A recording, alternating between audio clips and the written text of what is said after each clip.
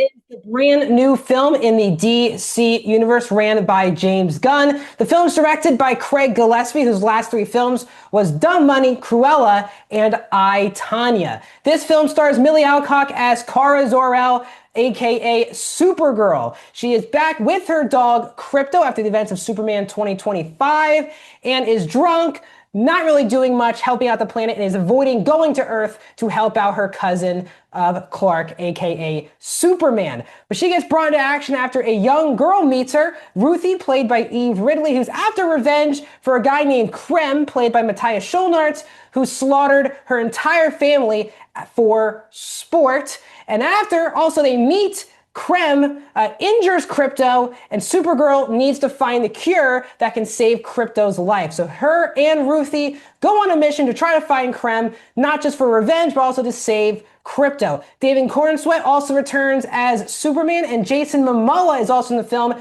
as Lobo, who's off for bounties, trying to kill the same people that Supergirl and Ruthie are after. The film is an hour and 47 minutes and is PG-13. Welcome back, everyone, to a brand new review here on Max Talks Movies. My name is Max Sindenberg. Today we're talking about Supergirl, and this is a movie that, I gotta be honest, I was not very excited for. Supergirl's scene cameo at the end of Superman, didn't really think it was all that great. The trailers really didn't get me. What was exciting for me was Craig Gillespie, who I think is a really good director. Really like all of those three movies I named earlier. He directed and was a part of producing team for Pam and Tommy as well. He has a distinct style that I thought would be an interesting addition to the DC universe. But sadly, guys, I am not going to be on board with this movie. I did not think this was a very good movie. Supergirl was a miss for me. And I had low expectations going in. Really, the only thing this movie could do is honestly surprise me in a good way. I will say this, from a positive perspective, I think the cast is by far and away the best part of this film.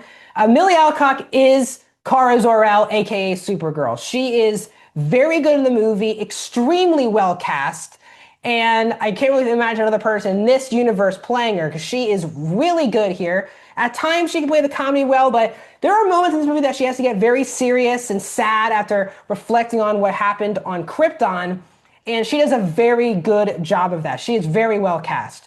As is Jason Momoa as Lobo. While his character really feels inconsequential to the actual story going on, when he's in the movie, I think that's when the movie has the most energy to it. And Momoa brings that comedy that I think is the only funny aspects of this film. The little that we get of David Cornsweet was also quite good. Cornsweet and Alcock have also excellent chemistry that does get me excited for Supergirl being in Superman 2 coming out next year. So that at least gives me some hope.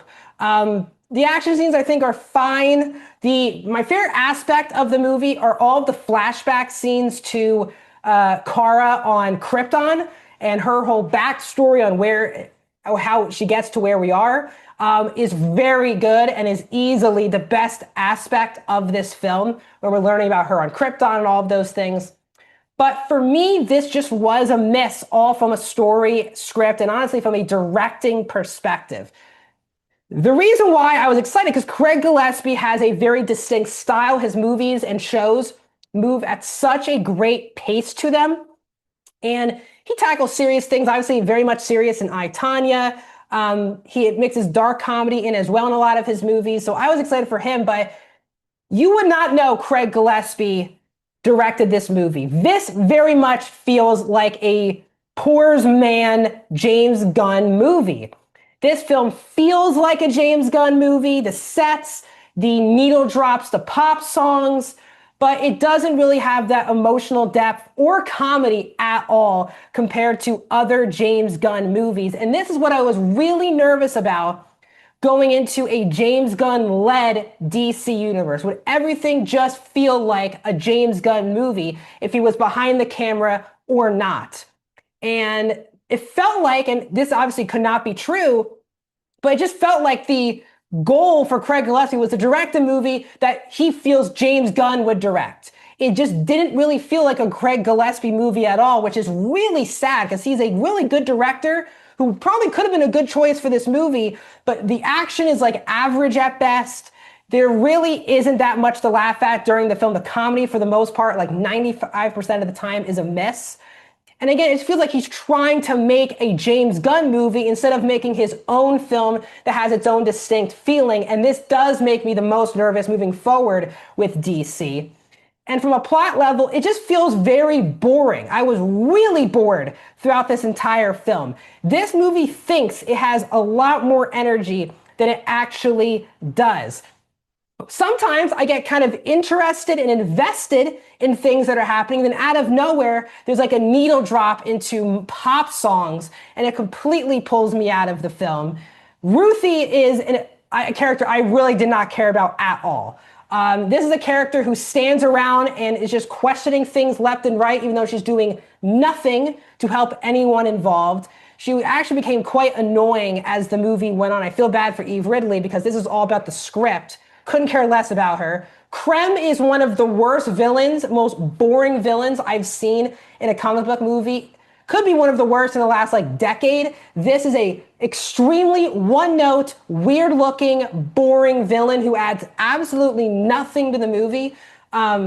Just nothing. He's, first of all, not in the movie that much. And then when he's in the movie, you don't feel like he's a threat at all to anything going on. And I said, well, it's nice to have Jason Momoa in the movie. His character feels so forced into the movie in order to get more fans to watch because Jason Momoa is in it. Lobo, honestly, could be completely written out of the movie. And the story doesn't progress or be worsened because of it. It's great to have him, but if you take a step back, his character is so inconsequential to the movie itself. And I do think the movie hinges on this Crypto Supergirl relationship because that's why she's going on this journey. But the movie takes Crypto out of the film so early, they don't really get that buildup of the Crypto and Supergirl relationship to really care about this journey whatsoever. So this is a really frustrating watch to me because this film wants to be a James Gunn, a top tier James Gunn movie so bad. It just has none of that emotional depth. The comedy is such a mess for the majority of the film. There are so many moments where pop songs take me out of it. I think it's a shame because it's a very well casted movie. And I think there's a really good Supergirl movie in here. But while the cast does the best it can with the script, for me, the script is a major miss. And I found myself more bored than excited about what was going on. So I'm giving Supergirl from DC Studios a 2 out of 5 stars, guys. I am going to go 42% for Supergirl. What do you guys thought to the movie? Let me know down in the comments. Like the video, subscribe, not just my YouTube channel, which we're closing on 500 subscribers, but also join my Patreon channel for exclusive videos that are going to be starting in the month of July. Really appreciate your guys' support. The best way to support me, other than subscribing to my YouTube channel, is subscribing to my Patreon. I'll see you guys soon with another video.